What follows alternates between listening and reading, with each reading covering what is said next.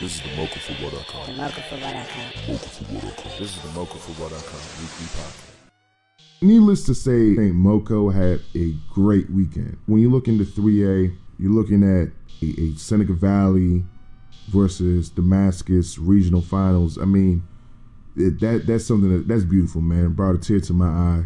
We're gonna get into last week's games a little bit, and then we're gonna get into some of the few games that we have this week. First and foremost, I want to say shout out to Wheaton. I think both of us predicted Watkins Mill to win that game, right, Damon? That is correct.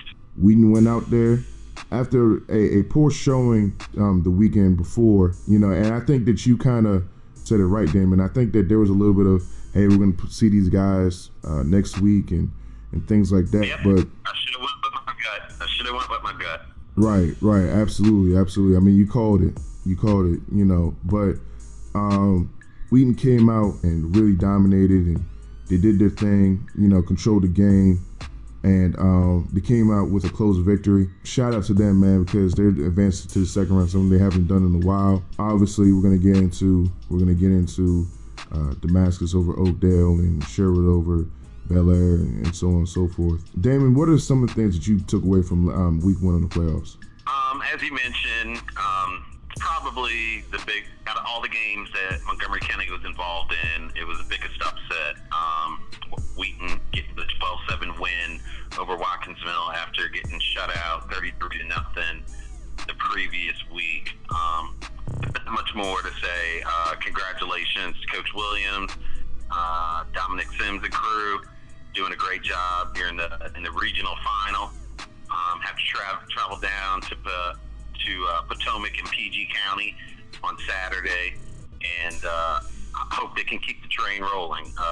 Having Wheaton in the 3A semifinals would be absolutely amazing. Right. But they have a tall task ahead of them. Potomac took down Magruder 56-14. Right. There was a little bit of running up the score at the end there, Yeah. I'll address that. If not next week, definitely the week after. Right.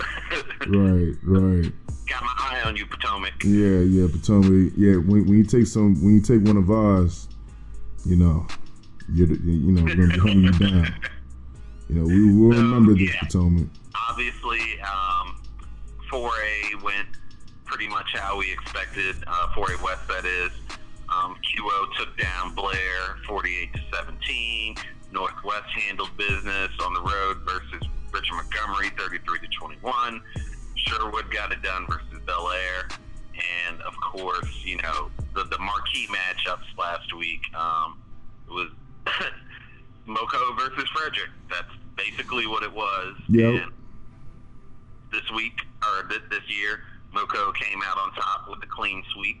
Absolutely. So yeah, it was an exciting week leading up to this week, where we have even more intriguing matchups. Right. Absolutely. And I don't know if we want to call this shocking, but it was something that we both predicted Seneca Valley to win, but 30 points on Ligonor, that was something that kind of took me aback a little bit. I didn't expect Seneca Valley to be able to score on Ligonor that much. They went into that stadium, man, and came away with victory. This is the year of the running back in Montgomery County, man. Like, I told you that in the preseason. This is, you're right. This is the year of the running back. And I think that a lot of people kind of have forgotten that Adrian is the kind of back that he is, right? I didn't. And I know you didn't, but I think a lot of people have. Like, when people talk about the best backs in this county, sometimes his name kind of gets left off the list because they changed up the offense this year and there's a better team around it. But if you remember his freshman and sophomore year, I mean, this guy was the whole team. This guy was the offense. I think that last week he kind of reminded the world that I'm that kind of kid too. I'm a kid that can go off for 200-something yards. On the biggest stage this year, he performed. I think he had over 200 all-purpose yards. Darius Golson now coming on as a pounder back and the quarterback playing at a high level. Antonio Fox is a kid that's really stepped up at the wide receiver spot. I'm really, really happy to see that they kind of found what they wanted to find on offense. They found a rhythm. Now, they did let Ligonor come back in the game a little bit, but I'm not as concerned about that as other people because Ligonor is a really, really good team, right? And you kind of expected that, especially at home, they're going to make some kind of run. Seneca held them off, stymied the run, came away with the victory. I'm really proud of what Seneca did. What do you take away from this game? It was an outstanding game, very exciting. Seneca came right out the gate on fire. Cortez Irvin had a huge gain on the first drive, and that led to one of Platt's 4 touchdowns on the game. They were looking like the Seneca Valley we all expected to see in the preseason in that first half. And then in the second half, things kind of fell apart. A lot of turnovers. Ligonor was able to capitalize off of, but in the end, the Screaming Eagles were able to hang on. But overall, offensively, as you mentioned, that was one of Seneca's best performances of the year. Platt went over 100 yards, almost had 200 for the first time this year, I think. As I mentioned, he had 4 touchdowns. Cortez Urban went over the century mark with 4 receptions. Petey Gaskins held it down at the quarterback position, running the show. So yeah, overall, especially on the offensive side, they did their thing. On defense, holding Ligonor to 27. One of those touchdowns wasn't even given up on the defense. It was a fumble return. Right. But overall, they did a good job. They held Ligonor to roughly 100 yards total rushing for the game. The only thing that gives me pause is that they gave up 200 in the air total. So that's something that I think they'll be working to take care of before they progress any further in the playoffs. But at least moving forward for next week, I don't think they'll see that many pass attempts next week versus Damascus. But yeah, overall great game, especially in hostile territory on the road. That was a big win for them. So now that that's done, we get round 2 of Seneca Damascus. That was a huge win for Seneca, man. I think that they're going to be carrying it over into the next game. Another game that was out of county matchup was Sherwood versus Bel Air. I was at this game, of course, and Bel Air. I mean, when you're talking about a team that well coached, really, I mean, they executed their game plan to perfection, almost. Outside of a few turnovers, they basically did everything that they set out to do. There was no trash talking. It was literally one of those situations where they kind of came in, they were trying to sneak a win, and they almost did it. But Sherwood, I mean, when Sherwood is on, there's very few teams in this state that can keep up with them. Again, for another week in a row, Marcus Sims puts out a brilliant performance. I believe he goes over 170 yards receiving, and I believe it was 3 or 4 touchdowns. I mean, this kid, he's one of those kids that only comes around once in a while, man. And it's getting to a point where if you don't have a safety over top of him, you're pretty much just saying that we're going to give you around 150 to 180 yards receiving, because he's that kind of kid. Honestly, Bel Air, it just kind of looked like they kind of conceded that Marcus was going to get his. They really focused on stopping the run. Travis did go over 80 yards rushing, but I think that they kind of held that down a little bit. I think that kind of allowed them to stay in the game. Plus, I mean, they're one of the best ball control teams I've seen all year. They had long, almost 5-minute drives, man, and they were never in a hurry. They'll snap the ball with like 1 second left on the play clock. They knew what they were doing. But at the end of the day, after a turnover in the red zone by Sherwood, Sherwood was able to hold on for the victory. I think it was a good test for Sherwood. I don't think they're going to see a ranked team like that again, that puts like 9 people on the line of scrimmage and runs like a zone read almost. But I mean, I think it was a really good test for them. They do need to clean up some things. Focus is another thing too that I definitely thought that was a little bit lacking. They got a taste of what playoff ball is really like. And you know this, Damon. In the regular season, there are things that happen that you can almost kind of overlook a little bit, kind of get past. But I mean, every single thing that happens in the playoff game there's pressure to it. The fumble, anytime you fumble, anytime you throw an interception, anytime, I mean, this could be it.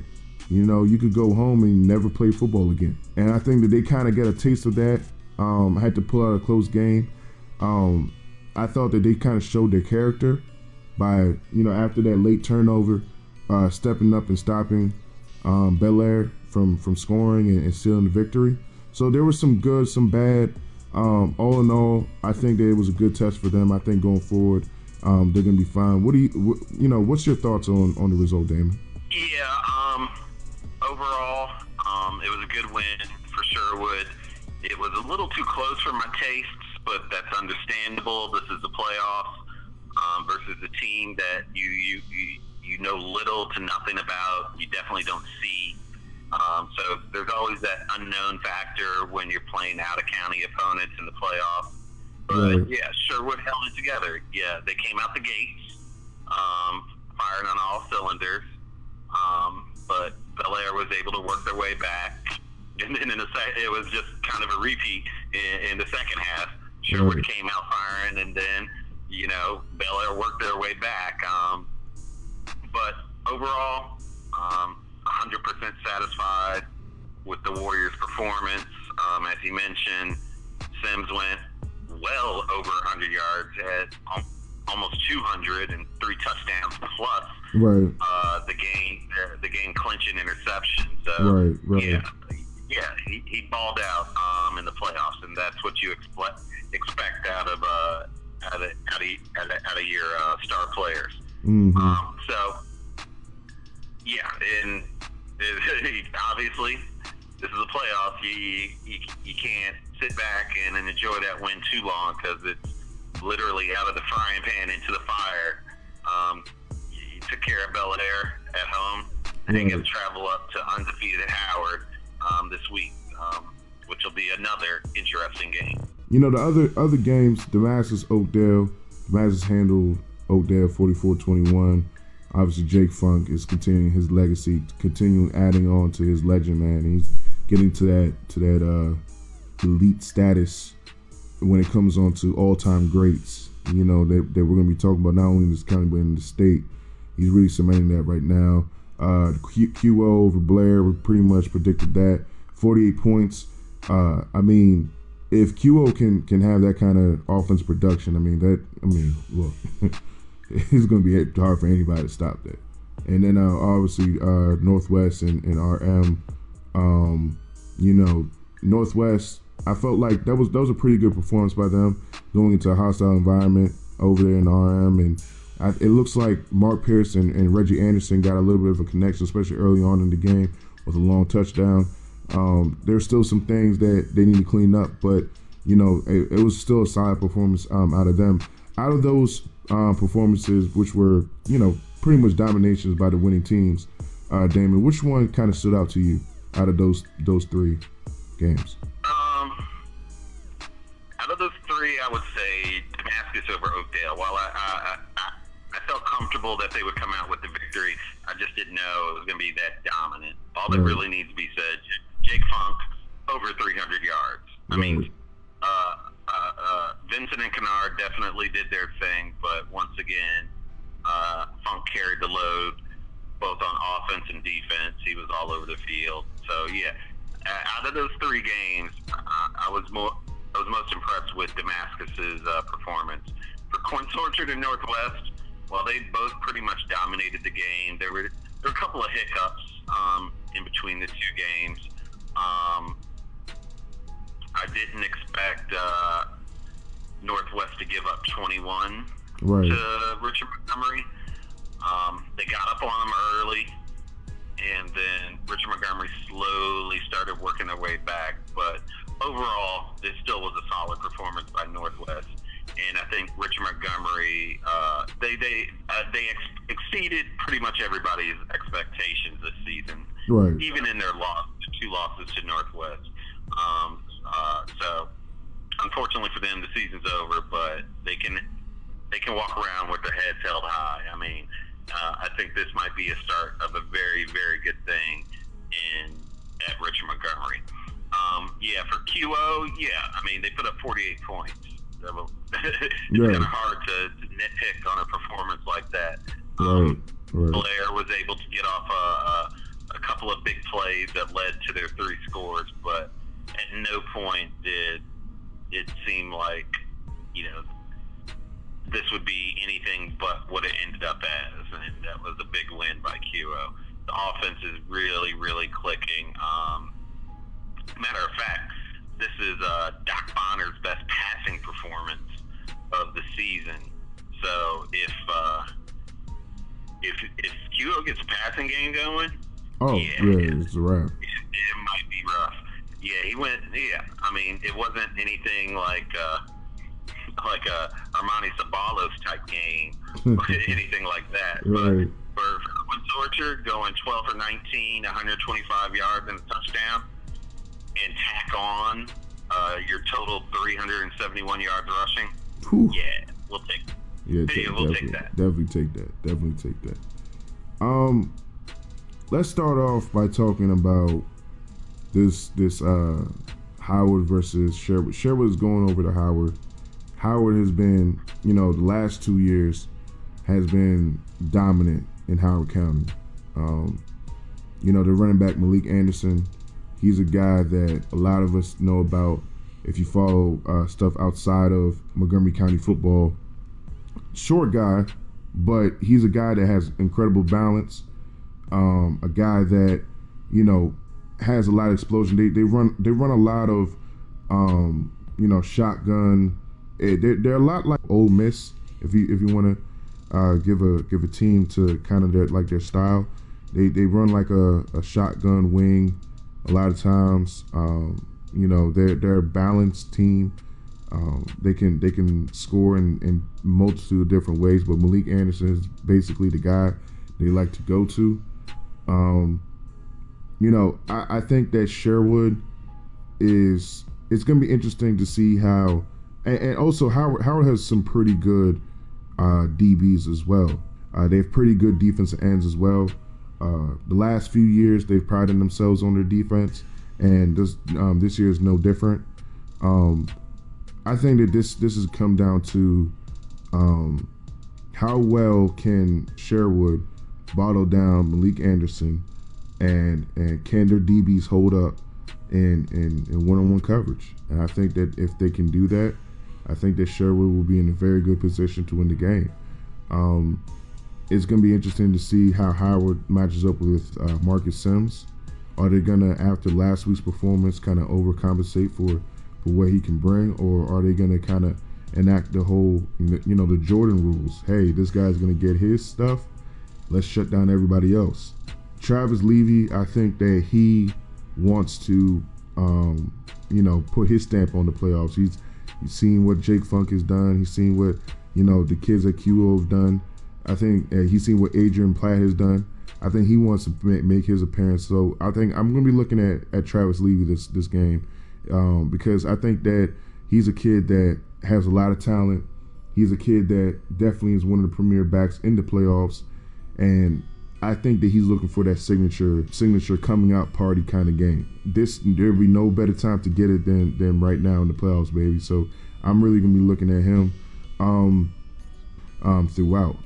I think the best players on the team, on both teams, are gonna show up well. But at the end of the day, I think the show's gonna win 17-10. What do you think about this game, Damon? So this is as you mentioned, Sherwood's traveling up the road up 95, take on Howard Lions from Howard County, who are the current kings of Howard County. They took that crown from River Hill a couple of years ago. Oh yeah.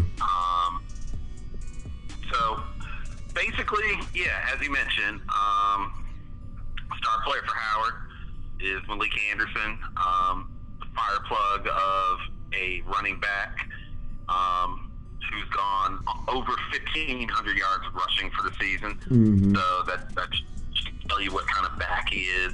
2-year starter. Howard made it to the 4A semifinals last year before bowing out to Old Mill. So they're a veteran team. A lot of those kids that were there, a lot of the same kids that were on the team last year that made it to the semi. So this is nothing new for the majority of the kids over there. With all that being said, they haven't seen a team like Sherwood this year, especially in the passing game with a player like Marcus Sims. I'm pretty comfortable saying that this will be the best athlete that they've seen on the other side of the line of scrimmage all year. For Sherwood, in order for them to win this game, obviously take care of the ball, no turnovers, especially on your side of the 50, and just run your offense. Right. I don't see Howard being able to stop all the weapons that the Warriors bring to the table. And on defense, Sherwood just needs to make sure Malik Anderson doesn't break off any of his signature big runs. Right. Just stay focused, and I think this will be a very comfortable win for Sherwood. As a matter of fact, I was a little shocked by your score. I think it's going to be the quite opposite of a low-scoring game.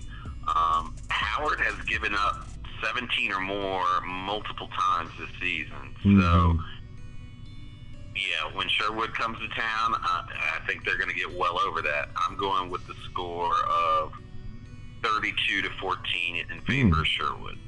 The next game we're going to talk about is Wheaton and Potomac. Potomac is a school that is very balanced on offense. They have, like I said last week, 1,000-yard receiver, 1,000-yard rusher, over 1,000-yard quarterback, obviously. And they're very physical. I think what Wheaton has to do is do what they've been doing, which is run the ball, control the game, snap the ball really late in the play clock, let Dominic Sims go to work. And as long as they can shorten down the game, I think they have a really good chance. I'm going to go with the Moco team, of course. I'm going to go with another low-scoring game. I'm going to say that they win this game 14-10. So,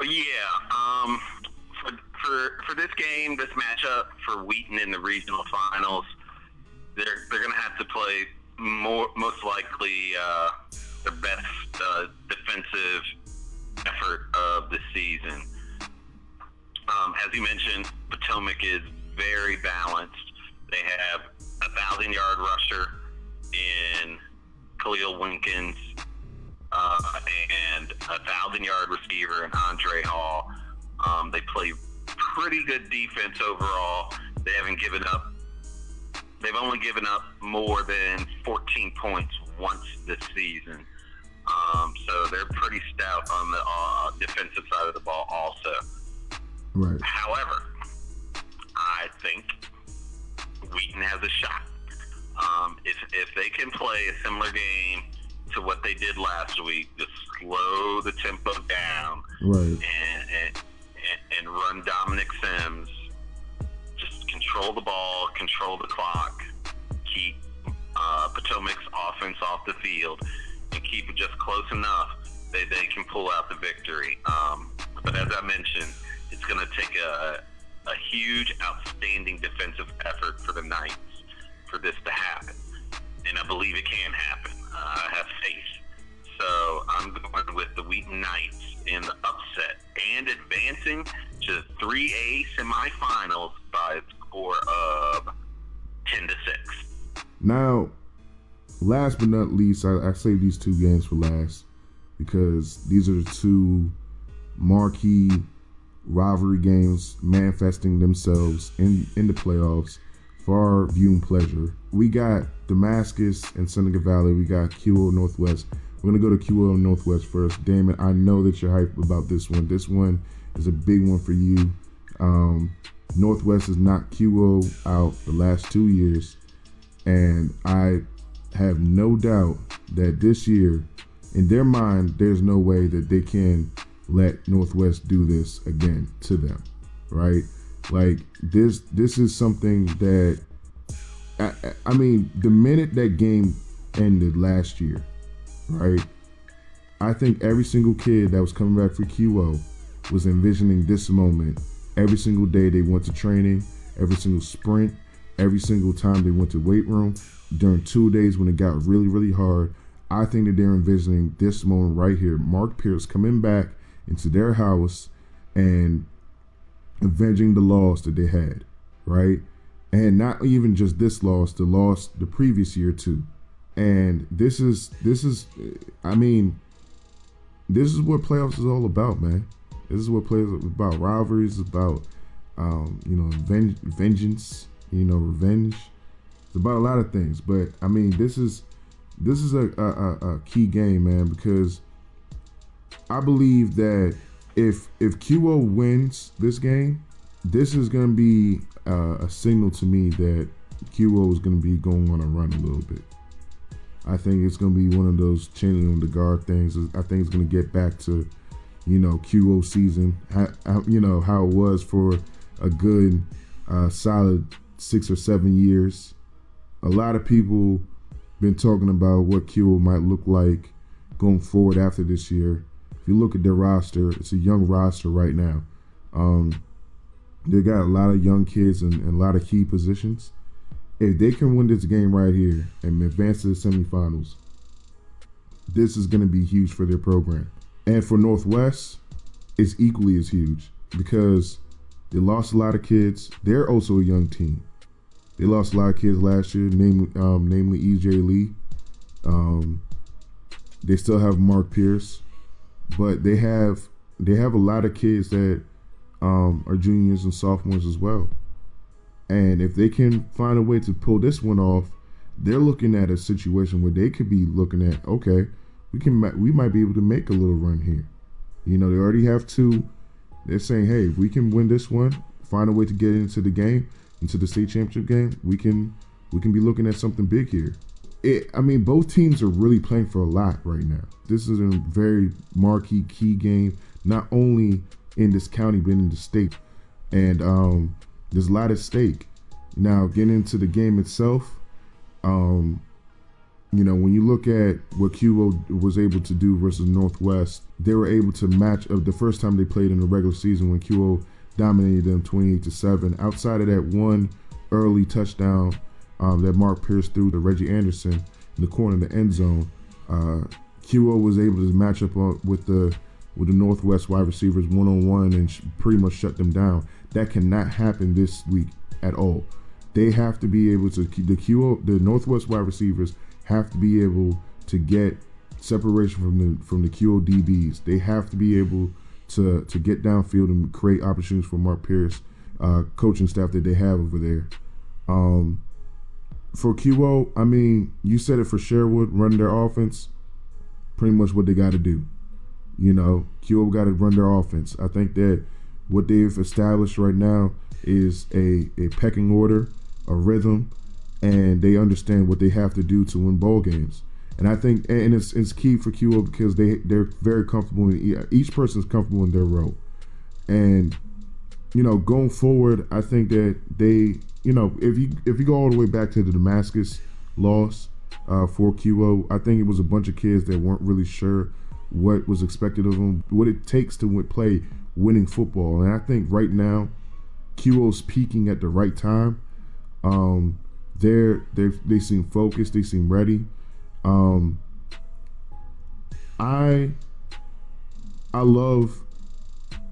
always been a Mark Pierce guy. I'm a guy that loves his competitive fire, and I appreciate what he's brought to the county.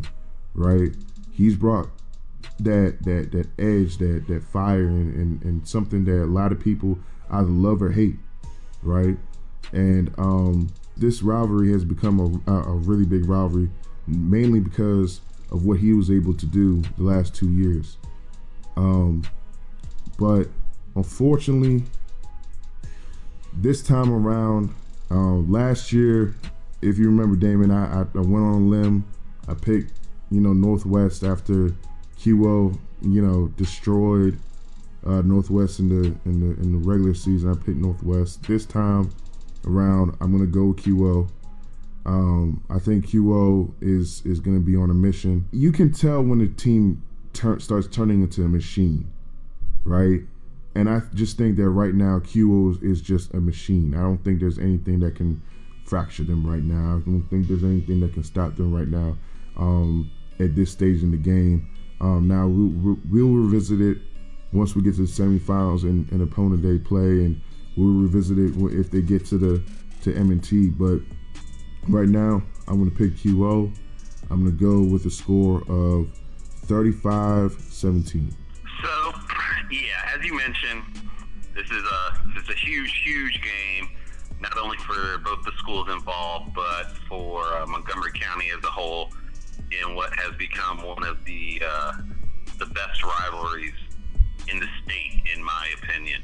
This is the 4th year in a row that Northwest and QO have played a regional championship, and this will be the 8th meeting. The 7th meeting of the two schools in those 4 years. So there's a lot of familiarity in between these two programs, all the way from Coach Kelly and Coach Noob, who were both assistants at Quince Orchard at some point back in the day, all the way down to the kids who at some point played with each other in junior league football. There's even family relations across the line. So this is a true rivalry in every sense of the word. QO handed us in the regular season matchup, coming away with a 28-7 win, although it was one of the lowest offensive outputs for Quince Orchard, one of their best defensive performances of the season. To the best of my knowledge, that was Mark Pierce's worst game statistically of the season. Right. I do not believe he went over 100 yards. He had 2 interceptions in that game. And on the other side of the ball, Quince Orchard went off in the rushing game, going for 355 yards. So, with all that being said, I expect Northwest to make improvements both offensively and defensively in this matchup. The problem is, I do believe Quince Orchard is going to be more mentally prepared for this game. In the first matchup, there were a lot of mental mistakes for the Cougars that cost them yardage and put Northwest in very favorable positions. I think they'll get that corrected coming into this matchup. So the score, while different and higher, I think the spread will pretty much be the same. I'm going with Quince Orchard over Northwest by the score of 28-14 in favor of QO. Okay. Got a little bit closer than I got it, but I respect that. Yeah, I'm looking to go higher, but I think Northwest, I think their defense will play slightly better in this game, but not. I think where they'll be missing is on the offensive side. I think they'll move the ball slightly better, but not enough to close out the victory. Right. I agree with that. And last but not least, the big one, the huge one, the one that we kind of anticipated a little bit, the one that we were dreaming about. This I mean, what else has to be said, man? Seneca Valley and Damascus. That's it. You know, that you throw those two names out there together. That's pretty much it. It's pretty much all you got to say. Obviously, Jake Funk. He's getting into a point where we can't really even compare him to guys that are playing right now. We're comparing him to guys that played, you know, before him and all that. You know, people that are not even in this area, because I mean, you know, at this point he doesn't have any equal, you know, in this county right now. He's taken Damascus for the second year in a row, and you know, made them into a team that a lot of people feel like can go to M&T and avenge that loss that they had last year. From the opening kick, Damon, and we were there that afternoon, that night versus Keywell. From the opening kick till now, I mean, this kid has had the eye of the tiger. He has not wavered one bit. There has not been a game where he looked out of sorts. He was always in tune with everything that's been going on the offense and defensive side of the ball. I mean, this is one of the best. If he can complete this and go all the way to the championship and everything like that, you have to put this season up with one of some of the best we've ever seen. Now, and you know, it's not just him. That offensive line has performed well. Jacob Bradshaw, I'm going over to that side of the ball, as well as keeping up his level of play on the defensive side of the ball, has brought that team to a point where you know, added a whole new dimension to the offensive line. You know, Daquan Grimes, you know, those guys at the linebacker position, and of course Jake's partner in crime, Marcus Vincent. I mean, every single time the kid touches the ball, it seems like it's a huge game. Now, with all that being said, Seneca Valley in the first matchup, I believe, did a really good job on defense. Now, they gave him 21 points. Jake went over 200 yards again, well over 200 yards again. Obviously, it was still a great performance by him, but if you really look at that game, Jake had to really work for what he was getting. He broke off like one or two big runs, but for the most part, it was one of those situations where Seneca is not the biggest team in the world, but they will come up and hit you. They will tag you. And, you know, I feel like Seneca Valley is one of those teams where it's going to be hard to beat them two times in a season. You know, Adrian Platt, I think he feels like he has a lot to prove. I think that he's going to reintroduce himself to everybody and let everybody know that he's one of the top backs in this area as well. Petey Gaskins, I believe, is the key to this game. I think that if he's able to, you know, between the two quarterbacks, I think that if Petey Gaskins is able to outperform Julian Kennard, I think that Seneca Valley is going to have a very, very good chance. I think Cortez Irvin, his performance last week is a very significant one. It's something that the Seneca fans have kind of been waiting for, that kind of performance. And if he can carry that over and stress the defense of Damascus, I mean, him and Antonio Fox on the outsides, if they can produce at that level, that's going to be an interesting matchup. And I think that this time is going to be a little bit even lower scoring than the first time. I think this was going to be 17-14 Damascus. What do you think about this game, Damon? So, yeah, as you mentioned, this is it doesn't get any better than this. Seneca, Damascus, round 2 for the regional title. This is the matchup a lot of us expected coming into the season, with both these squads for the duration of the season have been playing outstanding football. Even in even in Silicon Valley's one loss to Damascus, they played outstanding. Yeah, you pretty much said it all. This is going to come down to, in my opinion, how Seneca Valley deals with the Jake Funk and the rushing attack.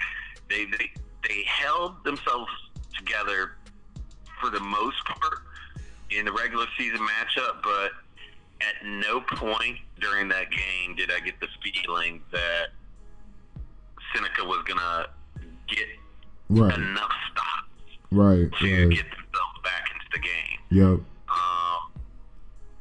Offensively, they're going to have to do better, obviously.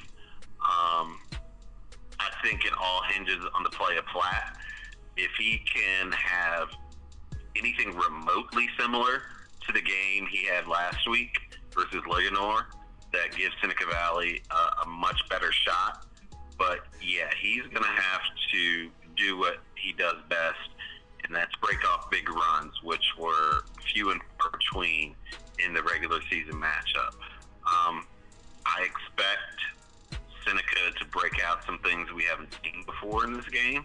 Right. What that may be, I don't know, but I think that's what it's going to that's what it's going to take for them to upset Damascus. For the Swarming Hornets, it's business as usual. Just keep playing the game that they've been playing all season, and basically it's up to their opponent to keep pace, which nobody has even come close to doing this season, including the playoffs. Right. With all that being said, I have Damascus pulling out the victory, ending a great season for Seneca Valley. I'm with you. I think it's going to be a low-scoring game. It's going to be closer than the last game, but I still have Damascus coming out with a somewhat comfortable victory, 14-6. Okay. Well, that's all the time we have for today, boys and girls. Damon, is there anything you wanted to say before we get out of here? As usual, if you have any questions or comments, you can hit me up on Twitter at @NomadAnderson, or you can send me a message on the message boards at mocofootball.com. One game of note outside of the playoffs is our local private school powerhouse, Good Counsel, once again in the WCAC championships against DeMatha again at College Park. So if for whatever reason you can't make it down to make it out to any of the games, that's a quality game worth checking out. Yeah, go Good Counsel. Well, yeah, absolutely. Go Good Counsel. Of course, they got a few local kids on there too. So, hoping for Coach the best. Malloy. Coach Malloy is obviously a great in this county. So, obviously, we're going to be rooting for them, and hopefully they can pull it out versus DeMatha, who's been great all season as well. So yeah, absolutely. Go Good Counsel, and just like Damon said, enjoy some of these games that are out here, and we'll see you next week.